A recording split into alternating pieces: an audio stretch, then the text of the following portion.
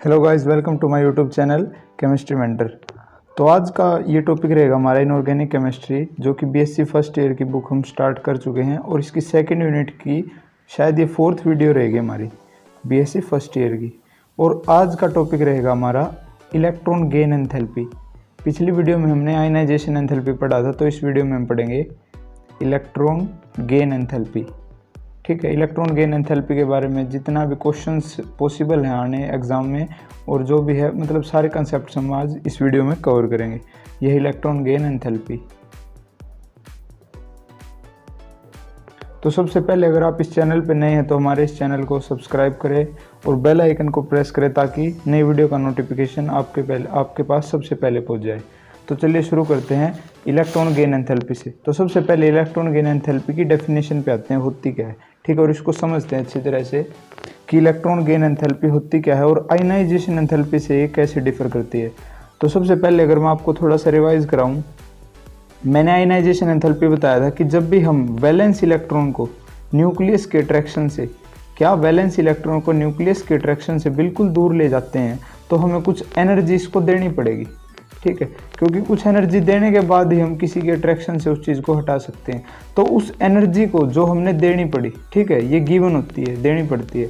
वो एनर्जी जो हमें देनी पड़ी इलेक्ट्रॉन को रिमूव करने के लिए, वैलेंस शेल के इलेक्ट्रॉन को रिमूव करने के लिए जो एनर्जी देनी पड़ती है उसको हम कहते हैं आयनाइजेशन एंथैल्पी। लेकिन इलेक्ट्रॉन गेन एंथैल्पी बिल्कुल इसके अपोजिट है। अब हमें क्या करना है, एक इलेक्ट्रॉन जो अट्रैक्शन से बिल्कुल अलग है, बिल्कुल दूर है, उसको हमें वैलेंस शेल में ऐड कराना है। ठीक है, इसको रिमूव करना था, इसको ऐड कराना है। ठीक है, तो ऐड करते टाइम इलेक्ट्रॉन जो है न्यूक्लियस के अट्रैक्शन में आएगा तो कुछ एनर्जी रिलीज करेगा। यहाँ पर हमें एनर्जी देने की जरूरत नहीं है, लेकिन कुछ केस ऐसे होते हैं जिसमें जैसे कि न्यूक्लियस अट्रैक्ट करना ही नहीं चाह रहा इलेक्ट्रॉन को, तो उस केस में हमें एनर्जी देनी पड़ेगी। लेकिन मैक्सिमम केस में एनर्जी क्या होती है, रिलीज होती है। ठीक है, एनर्जी रिलीज होती है, तो उसको हम क्या कहेंगे, इलेक्ट्रॉन गेन एंथैल्पी। तो इसकी डेफिनेशन कैसे लिखेंगे, the amount of energy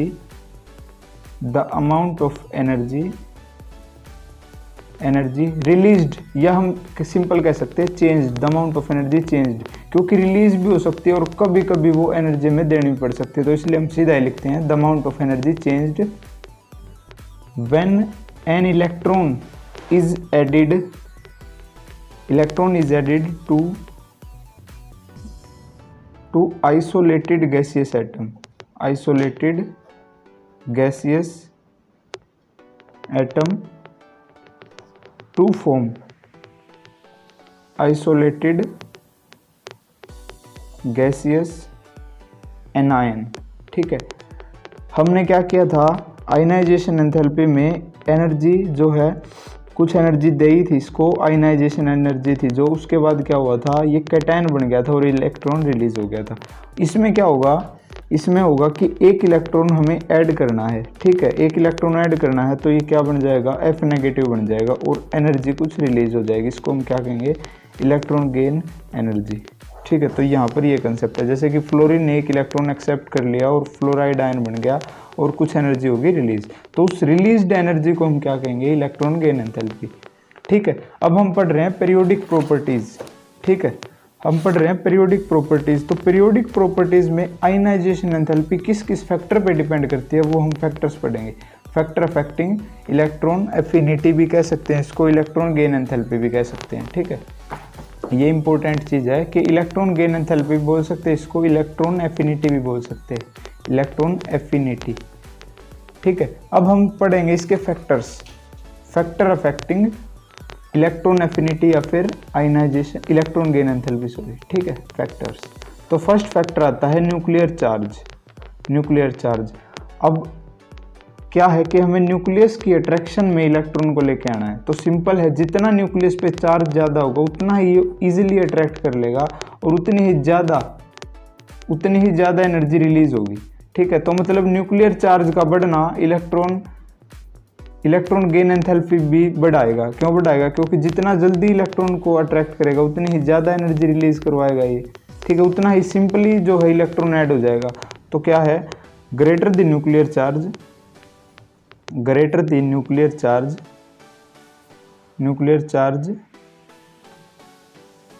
greater will be greater will be electron affinity,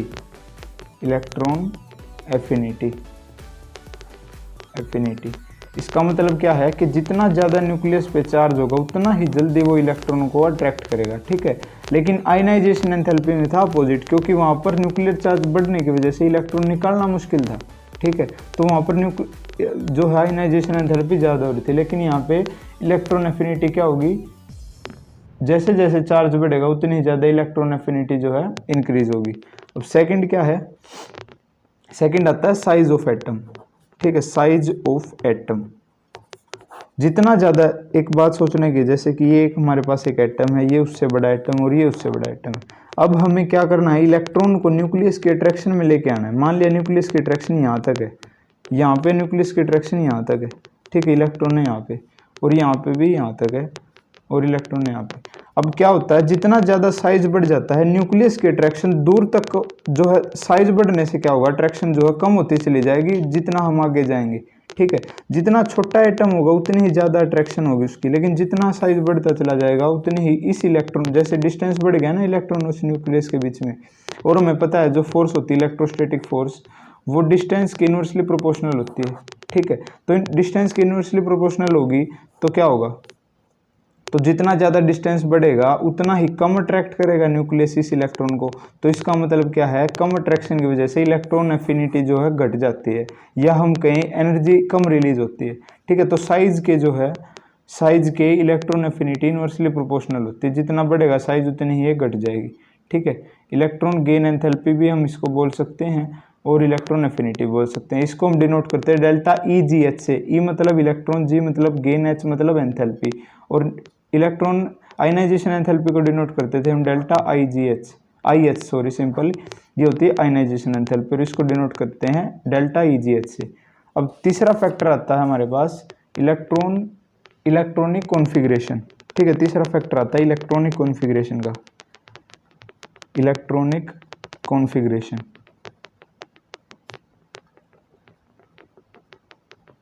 अब इलेक्ट्रॉनिक कॉन्फ़िगरेशन में जानने वाली बात यह है कि जैसे कि बहुत सारे ऐसे एलिमेंट्स हैं हमारी पीरियोडिक टेबल में जो कि पहले से ही स्टेबल है।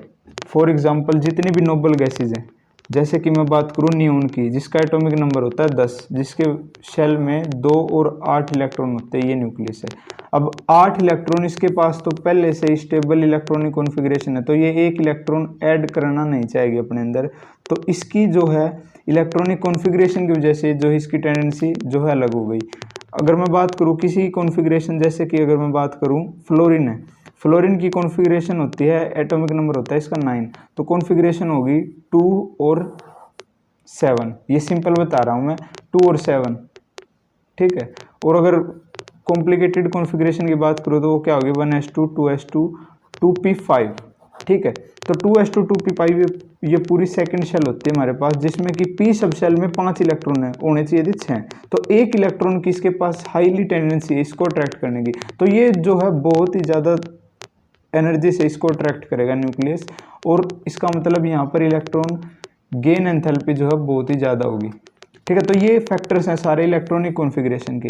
तो मैं सिंपल सी बात कहूँ, अगर स्टेबल इलेक्ट्रॉनिक कॉन्फ़िगरेशन है, stable electronic configuration, for example fully filled और फुल्ली हाफ फिल्ड, ठीक है। फुल्ली फिल्ड स्टेबल कॉन्फ़िगरेशन होती है जो कि फुल्ली फिल्ड होती है, और fully half filled, fully half filled. अगर फुल्ली फिल्ड और फुल्ली हाफ फील्ड कॉन्फ़िगरेशन है तो इलेक्ट्रॉन गेन एंथैल्पी या फिर इलेक्ट्रॉन एफिनिटी बहुत कम होगी। उसका रीज़न क्या है, क्योंकि वो पहले से स्टेबल है तो वो कोई इलेक्ट्रॉन जो है लेना नहीं चाहेगा, ठीक है, तो बहुत कम होगी। लेकिन अगर मैं बात करूं कि अगर इलेक्ट्रॉन की ज़रूरत है, जैसे कि एक इलेक्ट्रॉन की ज़रूरत है, जितने भी हेलोजन्स होते हैं ना, हेलोजन्स, उनकी जनरल इलेक्ट्रॉनिक कॉन्फ़िगरेशन होती है NH2 NP5, मतलब यहाँ पर एक इलेक्ट्रॉन सभी को चाहिए, तो इसकी वजह से हेलोजन्स की इलेक्ट्रॉन गेन एंथैल्पी सबसे ज़्यादा होती है, ठीक है। तो ये थे 3 फैक्टर्स। अब हम पढ़ेंगे कि लेफ्ट राइट और पीरियड वाइज, अगर हम देखें पीरियड वाइज या फिर ग्रुप वाइज, उसमें क्या डिफरेंस आता है, ठीक है। अगर हम पीरियड वाइज देखें, जितने भी हमारे 7 पीरियड होते हैं 1 2 3 4 5 6 7, ठीक है, अगर हम पीरियड वाइज देखते हैं तो जैसे ही हम लेफ्ट टू राइट जाते हैं, left to right, left to right जाने की वजह से जो है साइज घटता है, साइज जो है घट जाता है। ठीक है, ये मैंने पहले बता चुका हूँ आपको कि साइज घटने का रीज़न क्या है, क्योंकि सेल तो सेम रहती है लेकिन न्यूक्लियस पे चार्ज बढ़ता है, जिसकी वजह से साइज जो है घट जाता है। अगर आपको ये कंसेप्ट नहीं पता तो पिछली वीडियो जो है इस चैनल पे मिल जाएंगे आपको, और इस यूनिट की जितनी भी पिछली वीडियो हैं पहले आप उनको जरूर चेकआउट करें एक बार। तो जैसे हम लेफ्ट टू राइट जाते हैं तो साइज जो है घट जाता है। अब साइज घटने के कारण क्या होगा, न्यूक्लियस की अट्रैक्शन बढ़ जाती है। न्यूक्लियस चार्ज जो है उतना ही रहेगा लेकिन न्यूक्लियस की अट्रैक्शन जो है बढ़ जाती है, जिसकी वजह से वो इजीली इलेक्ट्रॉन को अट्रैक्ट करता है। ठीक है, जैसे कि अगर मैं बात करूँ एक साइज इतना है और एक साइज इतना है लेकिन न्यूक्लियस का चार्ज बढ़ रहा है। ठीक है, यहाँ पर 10 है इस न्यूक्लियस पे चार्ज, यहाँ पर 11 है, तो 11 वाला और ऊपर से छोटा साइज तो ये इजीली अट्रैक्ट करेगा इलेक्ट्रॉन को, तो इसकी इलेक्ट्रॉन गेन एंथैल्पी या फिर इलेक्ट्रॉन एफिनिटी इसकी ज़्यादा होगी एज कम्पेयर टू यहाँ पे। तो लेफ्ट टू राइट जाते हैं तो इलेक्ट्रॉन गेन एंथैल्पी इंक्रीजेज। जैसे हम लेफ्ट टू राइट जाते हैं इलेक्ट्रॉन गेन एंथैल्पी इंक्रीजेज। क्यों इंक्रीज होती है, क्योंकि साइज घटता है। ठीक है, और जैसे ही हम डाउन द ग्रुप जाते हैं, ठीक है, डाउन द ग्रुप तो डाउन द ग्रुप जाने की वजह से क्या होता है, साइज भी बढ़ता है साथ के साथ में चार्ज भी बढ़ता है, दोनों चीज़ साथ में बढ़ती हैं जैसे ही हम नीचे जाते हैं। जैसे कि hydrogen, lithium, sodium, potassium, rubidium, caesium, francium. ठीक है, यहाँ पर इसका साइज है छोटा लेकिन इस पर अट्रैक्शन भी है कि यहाँ पर इस पे है 3 की साइज बड़ा हो गया, यहाँ पे 11 चार्ज है और साइज उससे भी बड़ा हो गया। मतलब डाउन द ग्रुप जाते हैं साइज भी बढ़ता है साथ के साथ में चार्ज भी बढ़ता है। लेकिन हमने पढ़ा है कि साइज जो डोमिनेट करता है एज कम्पेयर टू चार्ज, तो जितना बड़ा साइज होगा उतनी ही इलेक्ट्रॉन गेन एंथैल्पी कम होगी। उसका रीज़न क्या है, अट्रैक्शन कम हो जाती है। ठीक है, तो सिंपल सी बात है, जैसे ही हम डाउन द ग्रुप जाते हैं ड्यू टू इंक्रीजिंग साइज बढ़ने की वजह से क्या होगा, electron gain enthalpy decreases, electron gain enthalpy जो है वो कम हो जाती है। तो ये है जो क्वेश्चन पूछा जा सकता है कि लेफ्ट टू राइट जाते हैं तो इलेक्ट्रॉन गेन एंथैल्पी पर क्या इफेक्ट होता है, और डाउन द ग्रुप जाते हैं तो इलेक्ट्रॉन गेन एंथैल्पी पर क्या इफेक्ट होता है। ठीक है, अब कुछ पॉइंट्स है जो कि बुक में लिखे हुए हैं वो भी मैं आपको बता देता हूँ। जैसे फर्स्ट पॉइंट है कि हेलोजन्स होते हैं, जो हमारे हेलोजन्स कौन से होते हैं, ग्रुप 17 वाले एलिमेंट्स, हेलोजन्स। ठीक है, हेलोजन्स होते हैं जो ग्रुप 17 वाले एलिमेंट्स होते हैं, जैसे कि फ्लोरीन, क्लोरीन, ब्रोमीन, आयोडीन, ये सारे जो क्या है, ये जिनकी जनरल इलेक्ट्रॉनिक कॉन्फ़िगरेशन होती है NH2NP5। मतलब इनको एक इलेक्ट्रॉन अगर मिल जाता है तो ये स्टेबल इलेक्ट्रॉनिक कॉन्फ़िगरेशन अटेन कर लेते हैं। तो इसलिए एक इलेक्ट्रॉन लेने की इनकी टेंडेंसी बहुत ज़्यादा है, दे हैव मैक्सिमम टेंडेंसी। जितने भी पीरियोडिक टेबल में एलिमेंट्स है, ग्रुप 17 की सबसे ज़्यादा जो है इलेक्ट्रॉन अफिनिटी होती है। ठीक है, इलेक्ट्रॉन गेन एंथैल्पी की सबसे ज़्यादा होती है, या हम कहें इलेक्ट्रॉन अफिनिटी किसकी, हेलोजन्स की। उसका रीज़न क्या है, क्योंकि एक इलेक्ट्रॉन लेने के बाद they attain stable electronic configuration, they attain stable electronic configuration. उसका रीज़न क्या है, उनकी कॉन्फ़िगरेशन क्या हो जाएगी, NH2NP6। जैसे ही एक इलेक्ट्रॉन मिलेगा वो स्टेबल कॉन्फ़िगरेशन अटेन करेंगे, मतलब वो इजीली लेना चाहेंगे इलेक्ट्रॉन क्योंकि स्टेबल कॉन्फ़िगरेशन मिल रही है, तो जिसकी वजह से एनर्जी बहुत ज़्यादा रिलीज होती है, मतलब इलेक्ट्रॉन गेन एंथैल्पी काफ़ी ज़्यादा होती है इनकी।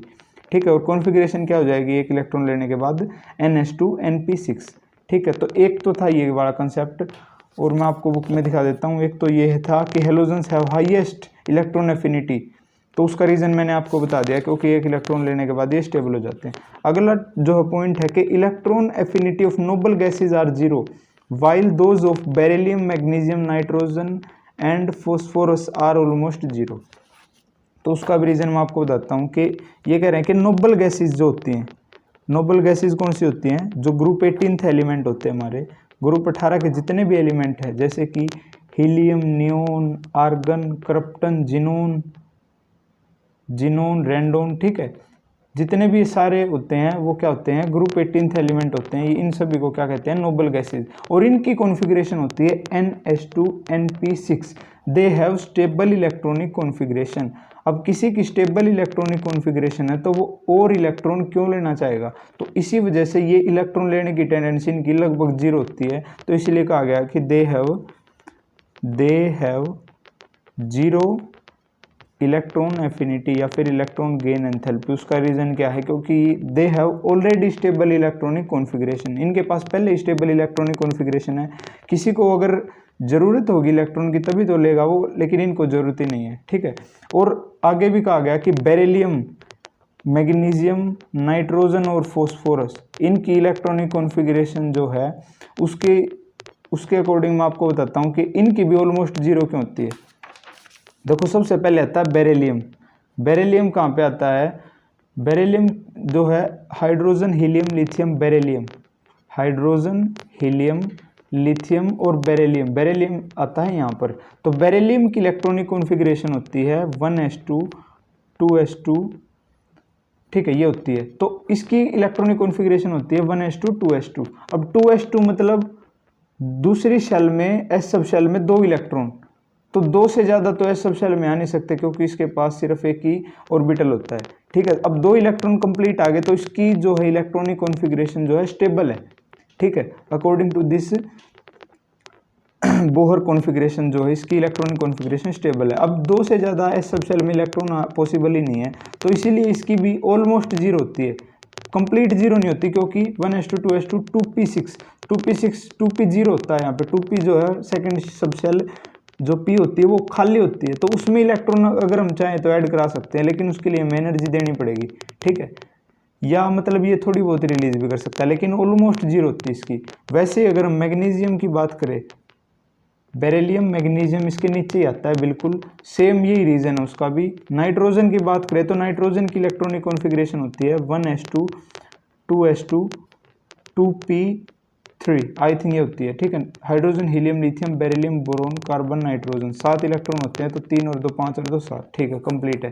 तो इसका रीज़न क्या है कि पी सब शेल जो है फुल्ली हाफ फिल्ड होती है, और मैंने आपको पहले बता दिया था जिनकी फुल्ली फिल्ड और फुल्ली हाफ फिल्ड होती है वो स्टेबल इलेक्ट्रॉनिक कॉन्फ़िगरेशन माना जाता है उनको, और इसी वजह से वो और इलेक्ट्रॉन लेना नहीं चाहते, क्योंकि वो पहले ही स्टेबल हैं और एक इलेक्ट्रॉन लेने के बाद वो अनस्टेबल हो जाएंगे, ठीक है। तो इसलिए इनको जरूरत ही नहीं होती एक इलेक्ट्रॉन लेने की, तो इसलिए इनकी जो कॉन्फ़िगरेशन है वो ऑलमोस्ट जीरो होती है, इलेक्ट्रॉन गेन एंथैल्पी। और नाइट्रोजन के नीचे आता है फॉस्फोरस, फॉस्फोरस की भी लगभग जीरो होती है। दिमाग में क्वेश्चन ये आता है, मतलब ये आना चाहिए आपके कि बेरिलियम और मैग्नीशियम की जीरो है, तो उसके नीचे बेटा मांगे कार, स्कूटर, ठीक है। तो बेरिलियम और मैग्नीशियम की जीरो है, तो कैल्शियम और इसकी स्कैंडियम की भी जीरो होनी चाहिए, लेकिन ऐसा नहीं होता क्योंकि इनका साइज बढ़ जाता है, ठीक है। साइज बढ़ने की वजह से जो है इनकी टेंडेंसी थोड़ी बहुत हो जाती है। और सेम यहाँ पे नाइट्रोजन, फॉस्फोरस, आर्सेनिक, एंटीमनी और बिस्मिथ, इनकी भी थोड़ी बहुत टेंडेंसी हो जाती है, लेकिन इनकी जो है ये लगभग जीरो होती है इनकी। तो ये रीज़न था। और तीसरा वाला है जो कि सबसे इंपॉर्टेंट है, थर्ड पार्ट इसका, कि electron affinity of fluorine is unexpectedly lesser than the chlorine. मतलब जो फ्लोरीन है उसकी क्लोरीन से आयनाइजेशन, इलेक्ट्रॉन गेन एंथैल्पी जो है कम होती है, लेकिन होनी चाहिए थी ज़्यादा। मैं आपको बिल्कुल अच्छी तरह से बताता हूँ ये कंसेप्ट। देखो इस कंसेप्ट में क्या कहा गया है कि जो फ्लोरीन है, फ्लोरीन होता है ग्रुप 17 का फर्स्ट एलिमेंट, और उसके नीचे आता है क्लोरीन। अब ग्रुप 17 का फर्स्ट एलिमेंट जैसे जैसे हम नीचे जाएंगे तो साइज बढ़ता है और इलेक्ट्रॉन गेन एंथैल्पी घट जाती है।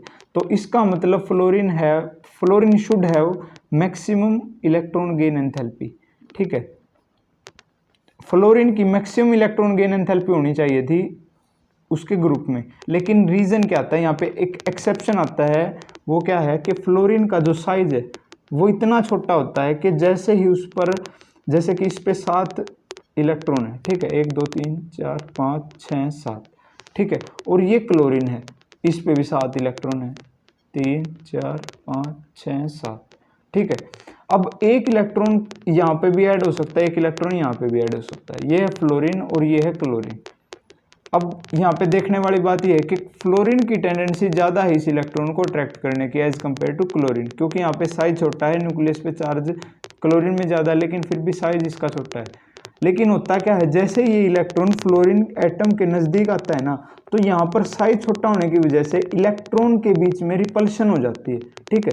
मतलब जितना एक बेंच पे अगर हम 4 बच्चे बैठते हैं तो रिपल्शन की वजह से एक आधा नीचे गिर जाता है, ठीक है। तो वही रीज़न यहाँ पे है, साइज छोटा होने की वजह से इलेक्ट्रॉन डेंसिटी फ्लोरीन पे बढ़ जाती है, जिसकी वजह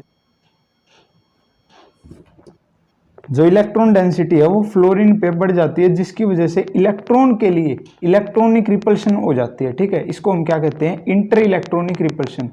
इंटर इलेक्ट्रॉनिक रिपल्शन मतलब इलेक्ट्रॉन के अंदर नहीं, एटम के अंदर इलेक्ट्रॉन्स की रिपल्शन हो जाती है। ठीक है, जिसकी वजह से इसकी इलेक्ट्रॉन गेन एंथैल्पी क्लोरीन से कम हो जाती है, लेकिन होनी चाहिए थी ज़्यादा। उसका सिंपल सा रीज़न हमें लिखना है कि fluorine have small size due to which electron density at the fluorine is very high and the incoming electron feels inter electronic repulsion. ठीक है, हमें ये रीज़न लिखना है सिंपल सा।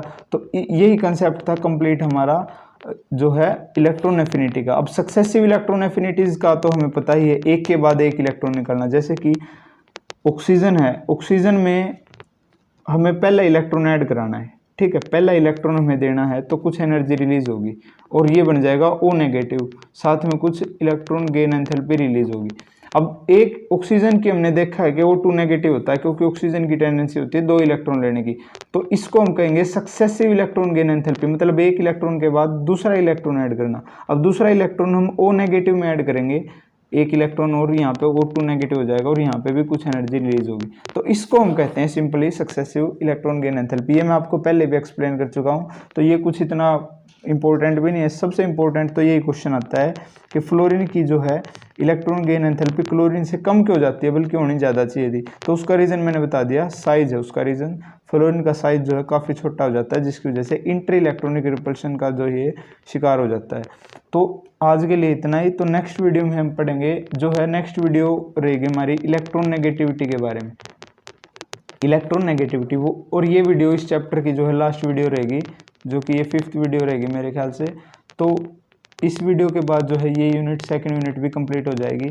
तो अगर आपको कोई भी डाउट हो इस यूनिट में, इस वीडियो में या फिर पिछली वीडियो में, तो आप कमेंट सेक्शन में बता सकते हैं। और चैनल को लाइक और सब्सक्राइब जरूर करेगा अगर आपको वीडियो जो है समझ में आता है कुछ भी, या फिर पसंद आ रही है वीडियो। तो बाय बाय गाइस।